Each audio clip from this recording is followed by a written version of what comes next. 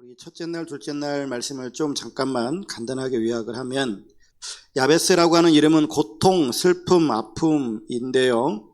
야베스는 기도하죠. 주께서 내게 복을 주시려거든. 여기서 말하는 복이라고 하는 히브리어 표현은 바라크입니다. 이 말은 무릎을 꿇다라고 하는 뜻인데, 성경이 말하고 있는 복이라고 하는 것은 창조주 앞에 피조물이 무릎을 꿇는 예배의 태도에서 나온다라고 하는 것을 보여줍니다. 세상이 말하는 복은 철저히 소유에 집착하잖아요. 근데 성경에서 말하는 복은 바라크, 즉 무릎을 꿇는 것입니다. 그리고 또 다른 하나의 뜻이 있는데, 이제 아쉐르라고 하는 이 복도 있는데, 하나님과 함께 걷는 그 과정 자체를 말합니다. 하나님께서 우리들에게 이러한 복을 주시는 목적이 있을 텐데요. 그것은 우리가 그 복을 소비하는 자가 아니라 사명을 가지고 그 복을 활용하기를 원하신다라고 하는 겁니다. 그래서 우리가 어저께 말씀 나누면서 우리가 이 복을 어떻게 우리의 삶 가운데서 적용하며 살아갈까, 사명감을 가지고 우리가 복을 쓸 때 거룩한 낭비를 실천해야 한다라고 하는 것, 그리고 우선순위를 재조정해야 되는데, 복 받는 것보다 복 받을 그릇이 준비되어져야 된다라고 하는 것이었고, 세 번째는 공동체성을 회복해야 한다라고 하는 말씀을 나누었죠. 그러니까 어저께 나누었던 말씀의 전체적인 핵심을 두 가지로 한다면 우리는 두 가지의 자세가 있어야 할 텐데, 첫 번째는 하나님 앞에 예배자의 자세를 갖는 것 하나하고, 두 번째로는 사명자의 자세를 갖는 것. 그러니까 복을 받는 것, 복 받기 위해서는 복 받는 것 자체가 예배자의 삶으로 살아가는 것이고, 그리고 복을 받았다면 우리는 사명자의 삶을 살아가는 것이라고 하는 내용을 어저께 나누었고요. 근데 오늘 말씀은 나의 지역을 넓히시고 라고 하는 말씀을 중심으로 하나님의 말씀을 좀 나누려고 합니다. 우리 모두는 야베스의 기도가 나에게 응답되기를 소망하잖아요. 하나님이 복을 주시고 나의 지역이 넓어지기를 소망합니다. 그런데 내가 나의 지역이 넓어지고 하나님의 복을 받아 누리는 것보다, 내가 원하는 그것보다 훨씬 더 이상으로 내가 복 받기를 정말 원하시는 분이 계세요. 하나님이 더 우리들이 복 받기를 원하시잖아요. 우리들이 정말로 복 받기를 원해서 하나님께서는 그 보좌를 버리시고 이 땅에 육신을 입고 오셨던 것 아니겠습니까?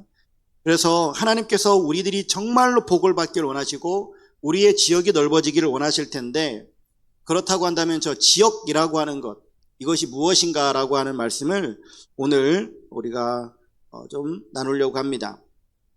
우리가 읽고 있는 이 개역개정 성경에서는 나의 지역을 넓히시고 라고 되어 있는데, 우리가 예전에 보았었던 성경, 개역 성경에는 나의 지경을 넓히시고 라고 되어져 있습니다. 그래서 오히려 지역보다는 지경을 그냥 더 많이 쓰긴 하죠. 대부분 다 개역 개정판으로 저도 대부분 다 인용을 하고 성경 구절도 그걸로 말씀드리고 하는데, 이 부분만큼은 지역보다는 지경이 왠지 더 적절할 것 같은 그런 느낌이 들어서 지경을 훨씬 더 많이 사용하고 있습니다. 새번역 성경에서는요, 내 영토를 넓혀주시고 라고 되어져 있고요, 한글 킹 제임스 버전에서는 나의 지경을 넓혀주시기를 기뻐하시며 라고 되어 있습니다. 원어에서는 이 지역이라고 하는 이 단어가 개불이거든요. 이 뜻은 뭐냐면 경계, 영역, 지역, 이런 뜻을 가지고 있습니다.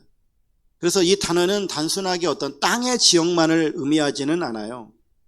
그런데 더 구체적으로 이 성경, 이 역대상에서 말하고 있는, 그리고 야베스의 기도를 통해서 우리들에게 주시는 그 말씀 속에서 이 지역이라고 하는 것은 어떤 맥락이냐면, 하나님께서 각 지파에게 그리고 각 가문에 할당하신 기업이 있잖아요. 그 기업을 뜻하는 거예요. 이 지역이라고 하는 것은, 지역은 기업이에요. 야베스가 지역을 넓혀달라라고 하는 어떤 이 배경에는 당시 가나안 정복 전쟁 이후에 정착 과정에서 겪은 치열한 어떤 영적이고 물리적인 전투가 전제되어져 있음을 우리가 보게 되어집니다. 그래서 우리가 이 지역을 넓혀달라, 지경을 넓혀달라라고 하는 이 말 속에서는 세 가지의 의미를 우리가 꼭 잊지 않으셔야 됩니다. 세 가지의 의미가 있다. 첫 번째로는 하나님의 기업입니다. 하나님의 기업.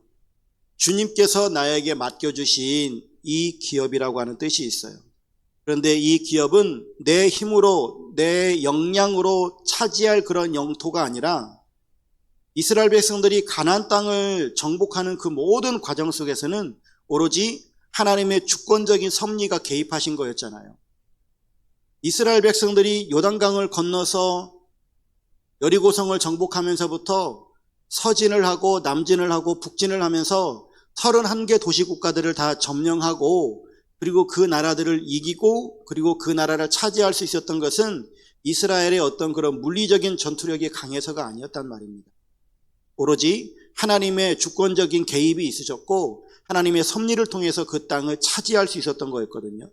그렇기 때문에 하나님께서 나에게 주신 이 기업, 하나님께서 나에게 주신 이 땅, 이 지역이라고 하는 이것은 내 힘으로 내가 차지하는 땅이 아니라 하나님께서 나에게 맡겨주신 땅이 넓혀져 가기를 원합니다. 라고 하는 그런 의미가 있는 거예요.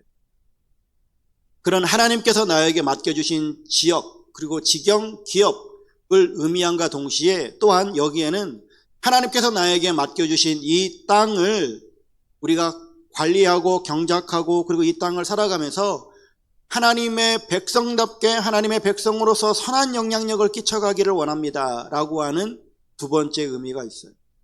하나님께서 나에게 주신 기업이라고 하는 의미와 내가 그 기업을 차지하기만 하면 뭐합니까? 내가 거기서 하나님의 백성다운 삶을 살아야죠. 하나님의 백성다운 선한 영향력을 차지해야 될 것 아니겠습니까? 그리고 세 번째로는 어떤 의미가 있냐면 이 기업이라고 하는 것은 하나님의 울타리라고 하는 뜻이 있어요. 다시 말하면 하나님께서 나에게 자로 재어지신 이 구역들이 있잖아요. 이게 내 기업 아닙니까?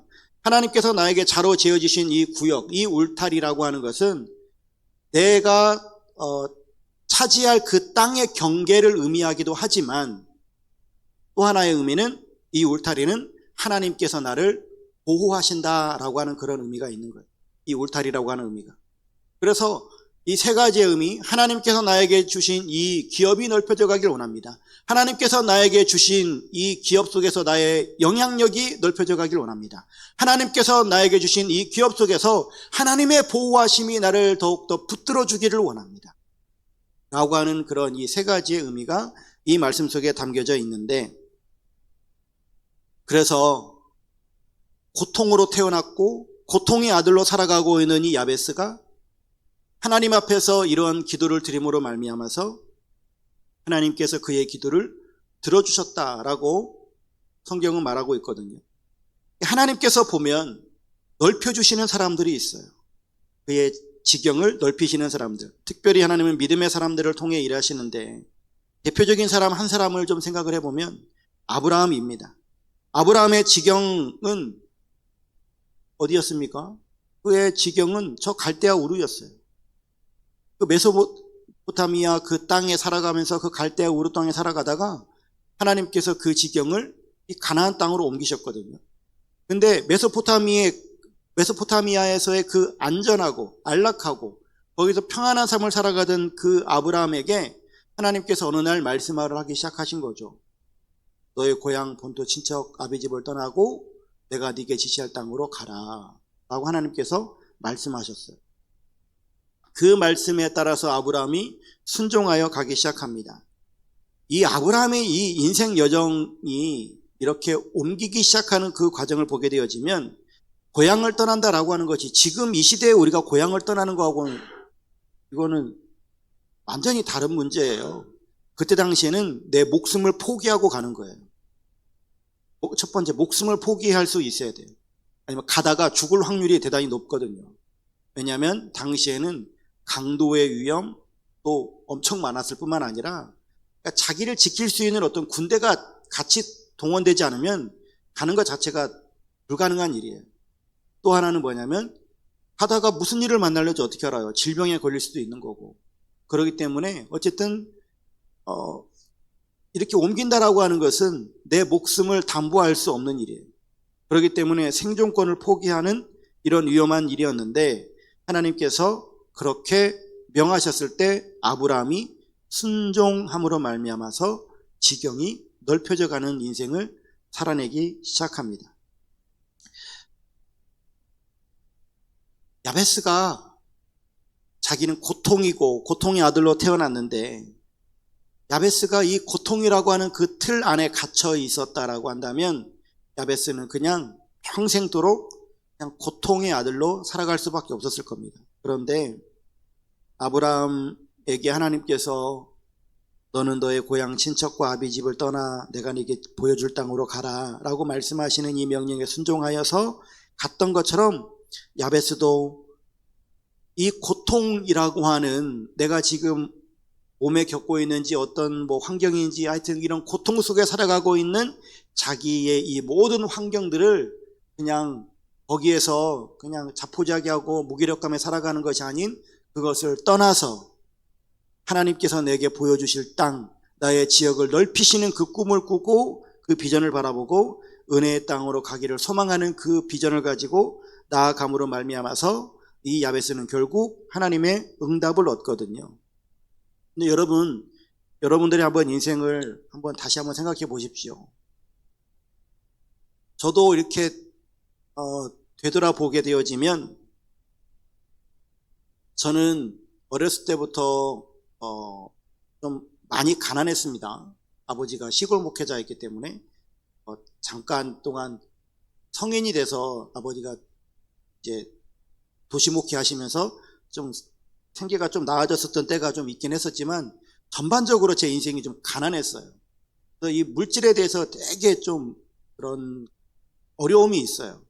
그리고 저는 태어나면서부터 영양실조 걸려서 태어났고 그리고 어렸을 때부터 엄청나게 병치레를 많이 했고 하여튼 좀 힘들게 자랐어요.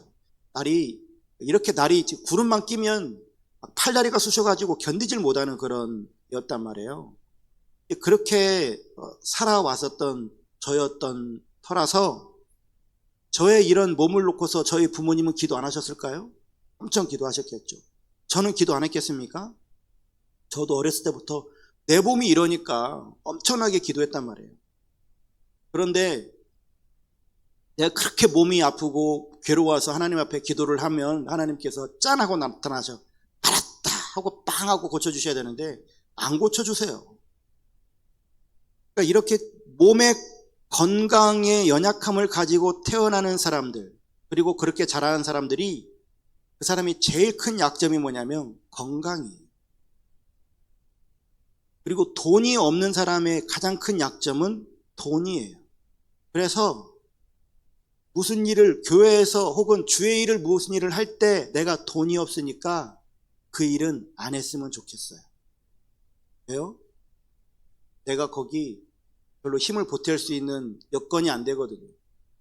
마음은 굴뚝 같은데 할 수 있는 형편이 안 되거든요. 그러니까 안 했으면 좋겠어요. 그런 마음이 들어요. 그리고 내가 몸이 약하니까 내 몸으로 무엇인가를 하는 것이 대단히 무서워요. 그래서 그런 것들을 좀 안 했으면 좋겠어요. 그리고 의도적으로 피해요. 안 하려고 해요. 그 일에 동참했다가는 내가 또 얼마간 그거 하루 일하고 얼마간 또 끙끙거리면서 아플지 모르거든요. 이런 일들이 발생해요. 기도해도 기도도 응답이 안 되니까 그런 실패의 경험들 때문에 내 인생에서 자꾸 그러한 실패의 경험들이 나를 잡아 끌어요. 우리가 잘 알고 있는 어떤 예화들이 있는데 여러분 어린 코끼리를 쇠말뚝에다가 딱 박아놓고 그리고 나서 그 쇠고랑을 채워놓으면 코끼리가 움직일 수 있는 반경이 이렇게 짧게 해놓으면 계속해서 코끼리가 가려고 하다가도 붙잡히고 가려고 하다가도 붙잡히고 계속 이렇게 되고 나면 나중에 어른 코끼리가 돼서도 여기밖에 못 가는 거 아시죠? 어렸을 때 그 경험 때문에 학습된 무기력 때문에 이 코끼리는 가질 못해요. 그리고 또 하나의 실험, 대표적인 실험들이 있죠. 벼룩은 자기 몸에 몇백 배를 뛴다고 그러잖아요. 근데 유리병 속에다 딱 넣어놓고 뚜껑을 닫아 놓으면 펄짝펄짝 뛰다가 계속해서 그 뚜껑에 부딪히는 그것이 이 벼룩에게 학습이 되어지면 뚜껑을 열어놔도 그 벼룩은 거기까지밖에 안 뛰어요. 이거는 벼룩이 그렇게 학습이 돼버리는 거예요. 또 유명한 이야기 가운데 하나가 뭐냐면 곤돌메기라고 하는 메기가 있는데 육식성이거든요. 그런데 이 곤돌메기에다가 어항에다가 놓고 반자를 막아놓고 이 곤돌메기를 놓고 이쪽에다가 먹을 거를 주잖아요. 그러면 이 고기가 가다가 부딪히고 가서 먹어야 되는데 못 먹고 계속 그냥 쾅쾅쾅 부딪힌단 말이에요. 계속 이렇게 막아놓고 있으면 하루가 지나고 나서 이걸 뚜껑을 열어놓잖아요. 물고기가 자기 눈앞에 와도 못 먹어요. 가면은 부딪힐 것으로도 생각을 하는 거예요. 못 먹어요. 그러니까 이런 경험들이 있거든요. 이런 학습된 경험들, 그리고 해도 안 된다라고 하는 어떤 이런 틀 속에 내가 갇히게 되어져요. 이런 것들이 우리의 삶 가운데에서 지속적으로 반복이 됩니다. 신앙생활 하잖아요. 우리는 믿음으로 할 수 있다, 기도하면 된다라고 하잖아요. 그런데 기도에도 응답이 더디죠. 그럼 이런 것들이 계속해서 학습이 되어서 기도해도 안 되더라, 이렇게 돼요. 그리고 신앙생활이 계속해서 내가 학습된 거, 그리고 무기력, 내 한계, 그 틀 안에다가 모든 신앙의 조건들을 다 가두어 놓고 그 안에서만 신앙생활 하려고 해요. 그 신앙생활 하면서 대단히 무서운 겁니다. 하나님께서 어떻게 일하실지 기대하는 믿음으로 신앙생활 하는 것이 아니라 내가 경험해 놓은, 그리고 내가 학습된 그 틀 안에서만 신앙생활 하려고 그래요. 그래서 순종도 내가 할 수 있는 범위에서만 하려고 해요. 예배도 내가 할 수 있는 범위에서만 하려고 해요. 오늘 우리가 이 말씀을 통해서 그래서 우리의 지경이 어떻게 넓혀져 가야 할까라고 하는 것들을 세 가지 차원에서 좀 나누려고 합니다. 첫 번째는 신앙의 지경이에요. 우리가 신앙의 지경이 좀 넓혀져 갔으면 좋겠습니다. 여러분, 신앙생활 시작을 하고 어느 정도 하면서 계속해서 신앙은 성장하죠. 신앙생활이 이렇게 성장하는 사람은 없습니다. 신앙생활은 대부분 올라갔다가 정체기를 걷다가 올라갔다가 정체기를 걷다가 올라갔다가 정체기를 걷다가 이렇게 계단식으로 올라가는 경우도 있겠지만 저는 이 계단식도 별로 아닌 것 같아요.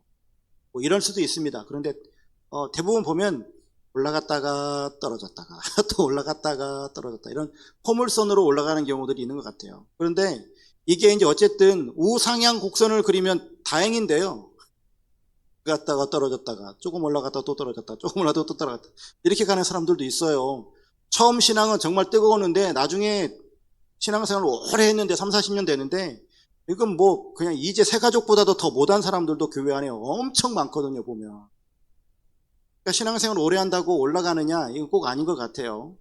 그런데 어쨌든 신앙생활 하면서 우리가 정체기 혹은 슬럼프를 겪는 경우들이 많이 있잖아요. 예배를 놓고 보아도 신앙생활 하면서 예배를 드리는데 그냥 주일 예배 참석하는 것, 그거를 예배라고 생각하는 경우들이 많아요. 그 예배면 다 되는 걸로 생각하는 경우. 또한 경우는 모든 예배 다 참석을 할 수도 있죠. 주일 예배, 뭐 수요 예배, 금요 기도회, 뭐 그리고 뭐 새벽 기도회까지 다 참석을 하는 그런 예배를 드리는데 그냥 예배에만 열심히 참석하는 경우예요. 근데 예배는 나오는데 마음은 뭐 어디가 있는지 확인할 길이 없으니까 어쨌든 마음은 콩밭에 가 있고 그냥 몸만 와 있는 그런 경우들도 있을 수 있겠죠. 여러분, 우리가 신앙생활하면서 예배라고 하는 것은 하나님과의 만남이고, 그리고 예배는 하나님께서 우리들에게 열어주신 하나님을 만날 수 있는 유일한 길이고 하나님을 닮아갈 수 있는 통로인데, 우리가 이 예배를 통해서 하나님을 만나고 하나님을 닮아가야 되는데 그렇지 못하고 그냥 시간만 때우는 이런 예배들이 얼마든지 있을 수 있다는 얘기입니다. 기도 생활은 어떻습니까? 기도를 하는데 기도가 보면 많은 경우가 기복적인 그런 기도를 드리는 경우들이 얼마나 많아요. 이 야베스의 기도도 어떤 관점에서 보면은 철저히 기복적인 기도 아닙니까? 이 기도를 우리가 다른 각도에서 자꾸 해석해내니까 이 기도가 그냥 기복적인 기도가 아니고 정말 하나님의 응답을 이끌어내는 기도였다라고 하는 것을 풀어내는 거잖아요. 이 기도가 어떻게 응답이 되어졌는가라고 하는 말씀을 우리가 풀어내는데, 그런데 그냥 야베스가 기도했습니다, 야베스가 복받았습니다 라고 하는 그 복이라고 하는 관점, 그냥 물질적인 축복에다가 관점을 맞추고 하나님께 이렇게 구체적으로 기도하십시오라고 그냥 그렇게만 하고 있다라고 한다면, 그럼 기복적 수준에 머물러 있다라고 한다면 그 기도가 우리에게 무슨 유익이 되겠느냐고요. 정말 우리가 하나님 앞에 기도를 드린다라고 하는 것은 하나님과 우리와의 인격적인 만남이 있는 것 아니겠습니까? 기도가 영적인 대화라며요. 그러면 정말 우리는 기도 시간에 하나님과 대화하고 있냐고요. 여러분들은 기도 시간에 하나님과 대화해 보신 적 있으십니까? 하나님이 말씀하시는 것을 듣고 또 내가 하나님 앞에 말하고 하나님께서 내가 말한 것에 대해서 하나님이 또 나에게 말씀하시고, 그런 시간 가져보셨나요? 그런 시간들도 우리에게 있어야 돼요. 신앙생활하면서 그런 경험이 없으시면 갖기를 사모하십시오. 하나님 앞에서 잠잠히 머물면서 때로는 부르짖는 기도도 하고 때로는 침묵의 기도도 하고 하나님께서 지금 나에게 말씀하실 때까지 기다리는 그런 시간들도 갖고, 하나님께서 나에게 말씀하시면 그 하나님의 뜻에 대해서 다시금 말씀을 드리고 또 하나님께서 다시금 또 나에게 말씀을 주시고 하는 이런, 계속해서 하나님과 나와의 이런 교통하는 이런 기도가 우리들에게 있어야 되겠죠. 그러면서 하나님의 뜻 앞에 내가 무릎 꿇는 이것이 진정한 기도가 아니겠습니까?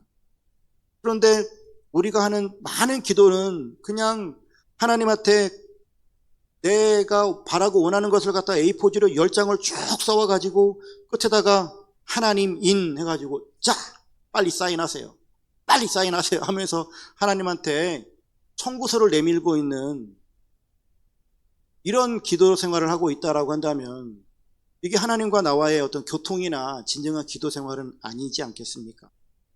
순종도 마찬가지예요. 순종할 때 내 자존심이 허락하는 한에서 순종을 하고 나의 경제적 상황과 시간적 여유에 침해받지 않는 선에서 순종하는 것이라고 한다면 그게 진정한 의미에서의 순종일까요? 그리고 하나님 앞에 정말로 진정한 제자가 되고 백성이 되고 자녀가 되는 삶이 아닌 이기주의적인 신앙생활이고 하나님을 성공하기 위한 수단으로 삼는 것과 별반 다르지 않을 것 같아요. 그래서 우리의 신앙의 지경이 정말로 넓혀져 가기 위해서 여러분들에게 권면드리고 싶은 것은 정말 깊은 기도 생활을 하셨으면 좋겠어요. 깊은 기도 생활이라 한다라고 하는 것은 내 목소리를 좀 줄이시고요, 하나님의 세미한 음성에 귀를 기울이는 시간을 가지십시오.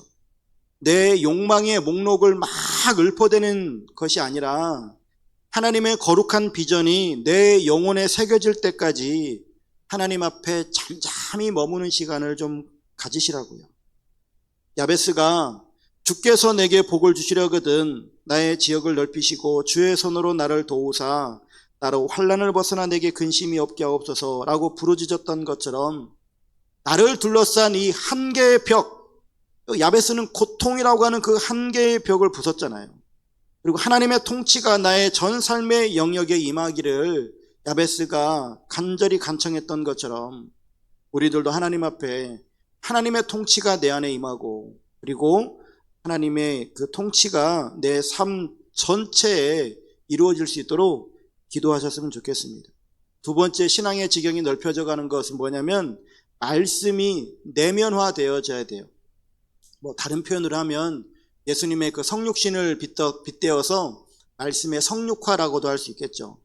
그러니까 성경을 지식적으로 알거나 매일 정해진 분량을 읽는 것도 우리에게는 의미 있는 일입니다만 더 중요한 건 뭐냐면 말씀이 살아 움직여서 나의 가치관과 나의 인격과 나의 삶의 양식을 완전히 재편성해야 되는 거예요. 말씀이 내 안에서 내면화가 되어져 갈 때, 성육화가 일어날 때 우리는 세상의 논리로 살지 아니하고 하늘의 법칙으로 살아갈 수 있거든요. 그러니까 말씀의 내면화는 삶의 현장 속에서 우리가 끊임없이 부딪히는 문제들이 있을 수 있잖아요. 그러할 때 말씀이 내가 아멘이 되어지고 믿어진다면 그 말씀의 원리로 살아가는 겁니다. 돈이 없어서 못하고 건강이 약해서 못한다라고 하는 세상적인 변명 앞에서 말씀은 우리들에게 내게 능력 주시는 자 안에서 내가 모든 것을 할 수 있느니라라고 하는 우리 신앙의 재편을, 그리고 우리 생각의 개편을 가져오잖아요. 말씀이 우리를 새롭게 변화시켜 주잖아요. 그 말씀의 능력 안에 살아가는 삶이 되어져야 한다라고 하는 겁니다. 그리고 세 번째, 우리의 신앙의 지경이 넓혀져 가는 것은 바로 성령 충만함의 능력으로 살아가는 겁니다. 성령 충만은 어떤 일시적인 감정의 흥분이 아니라 우리의 의지와 감정과 이성이 성령님의 온전한 지배 아래 놓여지는 겁니다. 성령님이 충만할 때 나를 속박하고 있었던 그 모든 삶의 고통들, 상처들, 실패의 기억들, 인간적인 한계들을 넘어설 수 있는 거예요. 우리가 이렇게 신앙의 지경이 넓혀져 가는 삶을 살아갈 때 우리는 하나님 앞에서 더 나은 하나님의 자녀로서 삶을 살아가게 되어질 줄로 믿습니다. 크게 두 번째, 신앙의 지경은 끝났고요. 두 번째로는 사명의 지경이 넓어져 갔으면 좋겠습니다. 어제도 우리가 말씀을 나누었습니다. 하나님께서 우리에게 복을 주시는 것은 그 복에 매몰되어져서 스스로를 즐겁게 하는 데 사용하는 것이 아니라 그 복을 흘려보내어서 하나님의 통치와 사랑을 세상에 드러내는 사명을 감당하게 하려는 것이다. 그래서 복의 근원이 된다라고 하는 이 말씀은 책임지는 삶을 살아가는 것이다. 나에게 주신 건강을 가지고 내가 어떤 책임지는 영역의 삶을 살고, 나에게 주신 돈을 가지고 내가 누군가에게 책임지는 삶을 살아가고, 나에게 주신 직업을 가지고, 나는 목사라고 하는 이 직업을 가지고 하나님께서 나에게 맡겨주신 양들을 책임지는 삶을 살아가는 것. 즉 하나님께서 나에게 복을 주시는 그 양, 어떤 사람은 많은 양을 주실 수도 있겠죠. 달란트 비율하면은 하나, 둘, 다섯을 받았을 수 있겠죠. 내가 받은 양만큼만 하시면 돼요. 그 양 받은 양만큼 내가 책임지는 양을 가지고 살아가면 됩니다. 복이 이런 사명을 잃어버리게 되어지면 우상이 되어져요. 그리고 복을 소비의 관점으로만 바라보게 되어지면 계속해서 더 많이 끊임없는 탐욕 속에 살아가요. 우리가 받은 복은 근본적으로 내 것이 아니라 하나님께서 맡기신 것입니다. 우리는 청지기이잖아요. 그리고 이 복은 모든 사람들에게 다 주신 것들입니다.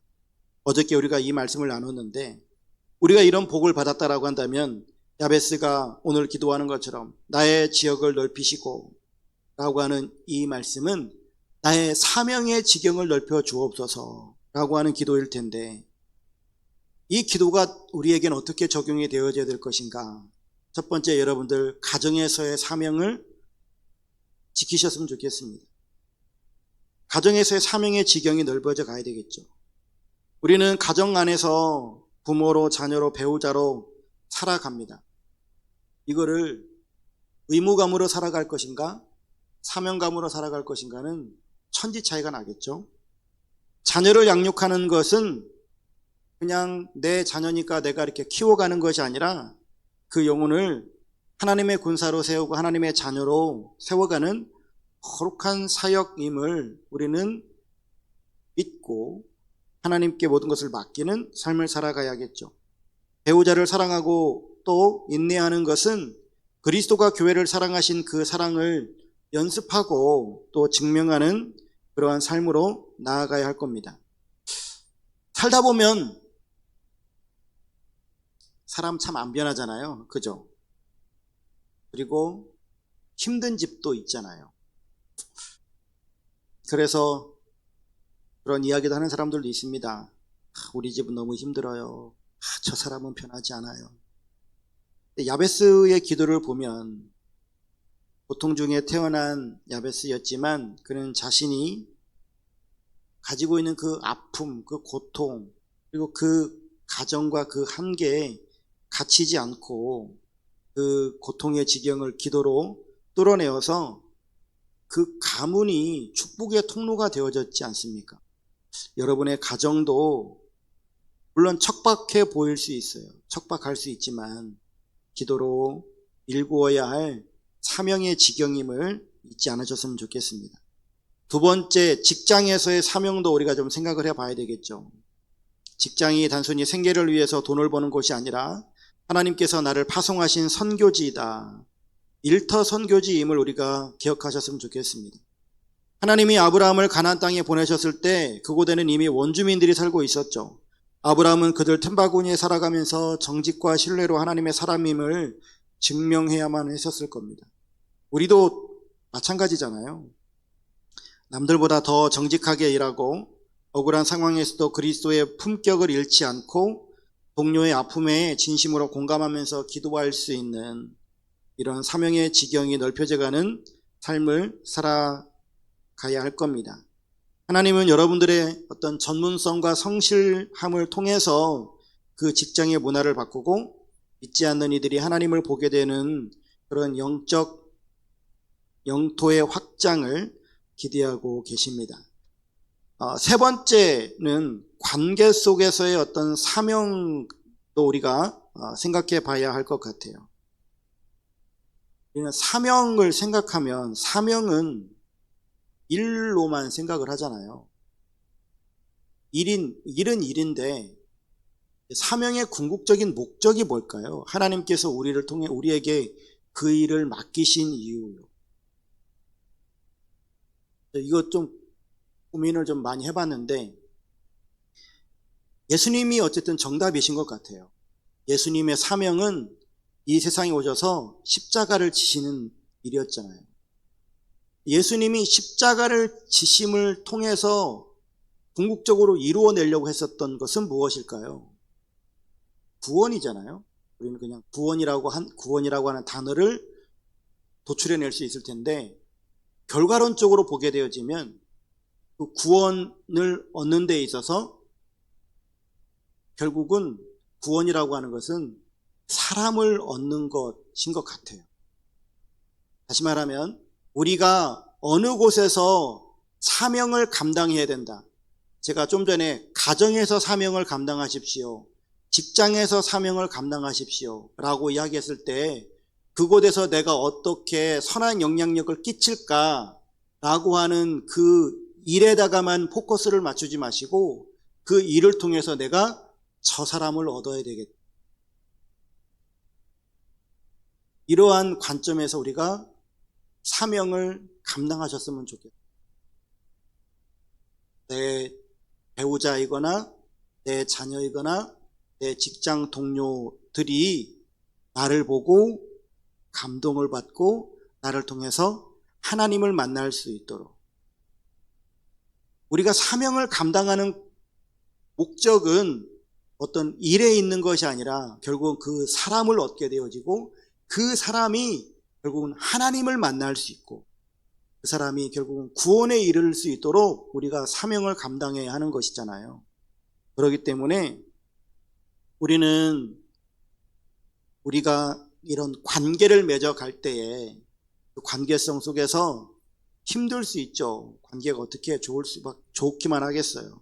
힘들겠지만 그러나 그 영혼들을 구원해내는 그런 관계로까지 나아갈 수 있기를 주님의 이름으로 축복합니다. 그리고 이 사명의 지경 가운데 네 번째 이거는 뭐냐면 거부의 벽이라고 단어를 썼는데 다른 단어가 뭐가 있었냐면 불순종이에요. 그냥 쉽게 말하면 불순종이에요. 사명을 부여받았는데 안 하겠다는 거예요. 교회 안에 그런 사람들 사실 좀 많거든요. 그리고 어떤 일을 해야 되는데 일을 안 하겠다, 못 하겠다, 싫어 막 이러는 사람들 많아요. 하나님께서 우리들에게 맡겨주셔도 안 하는 사람들 많아요. 주님께서 우리들에게 뭐 이렇게 말씀하셔서도 주님 저는 능력이 없어요, 못해요 막 이러는 사람들 많아요. 이건 겸손이 아니고 불순종이거든요. 불신이에요. 모세도 그랬고 기드온도 그랬어요. 결국에는 했지만 이런 식인 경우들이 많아요. 그러나 사명은 하나님께서 나에게 어떤 일을 맡기실 때는 내 능력으로 하라는 것이 아니라 내가 너에게 능력을 줄 테니 감당하자라고 우리들에게 말씀하시는 거잖아요. 나를 보내신 하나님의 능력으로 하는 것임을 우리가 믿고 지경을 넓히실 그 하나님께서 나를 통해서 일해 가실 때에 하나님께서 감당할 힘도 주심을 믿고 주님이 말씀하시면 주님 제가 가겠습니다. 주님 나를 통해서 역사하여 주시옵소서 담대히 선포하면서 나아갈 수 있기를 주님의 이름으로 축원합니다. 자, 신앙의 지경을 보았고 두 번째 사명의 지경을 보았습니다. 마지막 하나 짧게 하나 더 보면 교회의 지경, 우리 교회의 지경을 좀 나눠보려고 합니다. 우리 교회의 지경이 넓혀져 갔으면 좋겠습니다. 아멘이십니까? 네, 아멘입니다. 저도 우리 교회의 지경이 넓혀져 갔으면 좋겠습니다. 근데 이 교회의 지경이 넓혀져 간다라고 하는 것을 묵상하면서 이 교회의 지경이 넓혀져 가는 것이 예배당을 크게 짓고 사람들이 많이 모이는 것을 꿈꿀 수도 있겠죠. 그리고 우리 만나교회 153 비전 저 뒤에 있는데 광양시의 1%의 성도를 우리가 기도합니다. 5개 대륙에 복음을 전파하는 것을 기도합니다. 세계의 분립 개척을 위해서도 기도합니다. 근데 저 비전을 이루어가기 위해서는 광양시의 1% 성도만 해도 1,500명이잖아요. 우리 교회가 1,500명 교회가 되게 해주십시오. 이런 기도 아닙니까? 어쨌든 사람이 많아지는 것을 꿈꿀 수 있을 것 같아요. 그런데 이 말씀을 묵상하면서 사람이 많아진다라고 하는 것이 무슨 의미일까를 좀 생각을 해보면 우리가 품을 수 있는 영혼의 한계가 그것이 사라졌으면 좋겠다라고 하는 그런 마음이 들어요. 그런 마음이 있어야 되겠다라고 하는 겁니다. 쉽게 풀었으면 우리 교회가 처음에 개척했을 때 첫 예배를 2021년 11월 첫째 주에 저희 가정 3명, 민혜 집사님 가정 3명 예배를 드렸거든요. 그리고 이제 송구영신 예배 때 드리면서 용열 집사님, 강화저 권사님 드렸고 하면서 예배를 드리기 시작했어요. 그리고 시간이 좀 지나면서 이제 이렇게 더들 많이들 오셨죠. 그리고 지금은 그때와는 비교도 되지 않게 많은 분들이 계십니다. 그런데 이제 여러분들이 이제 목사 관점에서 한번 생각을 해보세요. 처음에 저희 만나교회가 시작이 되어지고 개척했을 때는 다 보면은 어떤 표현이 어울릴까요? 하여튼 저하고 일면식은 있는 분들이었어요. 처음에 시작할 때 오셨던 분들이. 물론 이제 박민혜 집사님은 아니셨지만 박민혜 집사님도 그 전에 소개를 받고서 오시긴 하셨지만 어쨌든 일면식은 있으셨던 분이고, 그리고 그 뒤에 이렇게 오셨던 분들은 이제 이렇게 어쨌든 오시게 되어졌잖아요. 그러다 보면 사람이 어떤 동기에 의해서 오셨든지 간에 마음이 맞는 사람이 있을 수 있고 마음이 좀 다른 사람이 생길 수 있어요. 목사와 성도 간의 관계도 그렇고 성도와 성도 간의 관계도 그럴 수 있습니다. 특히나 저는 이제 저쪽에 광영동에 있는 어떤 교회 부목사로 있다가 오셨고, 우리 교회에 사실 절반 이상 될까? 절반 정도는 그 교회에 한 번이라도 다니셨던 분들이잖아요. 그리고 그 외에는 아니셨던 분들도 계실 테고. 그러면 그렇게 패가 나누어질 수도 있을 거예요. 어떤 면에서 보면. 그러겠죠? 나와 마음의 결이 맞는 사람이 있는가 하면 마음의 결이 안 맞는 사람이 있을 수 있다는 얘기입니다. 공동체니까 그럴 수 있죠. 뭐 내 집안 식구도 마음에 맞는 사람이 있고 마음에 안 맞는 사람이 있을 수 있는 거니까. 하물며 교회는 오죽하겠어요. 얼마든지 그럴 수 있을 거예요. 이제 무슨 말씀을 드리려고 하는 거냐면 교회의 지경이 넓혀져 간다라고 하는 것은, 그래서 성도들이 오고 또 새가족들이 오는 이런 일들이 반복되어지면서 내 마음에 안 맞는 사람이 생기면 어떻게 하실 겁니까? 여러분들에게 질문을 드리는 거예요. 마음에 안 맞는 사람이 생기면 그 사람한테 나가라고 하실 거예요? 아니면 여러분이 나가실 거예요? 품어야 돼요? 네, 세 번째, 품으실 겁니까? 교회의 지경이 넓혀져 간다라고 하는 것은 그 모든 영혼들을 품을 수 있는 삶이 돼야 되고 품을 수 있는 마음이 돼야 된다라고 하는 거예요.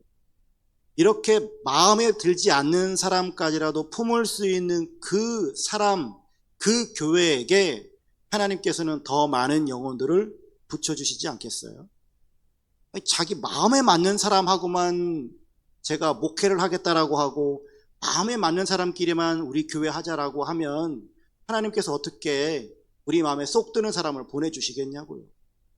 그리고 내 마음에 드는 사람들하고만 신앙생활 하겠다고 하는 그 교회가 어떻게 복음을 전할 수 있겠냐고요. 불가능한 일이 있지 않겠습니까?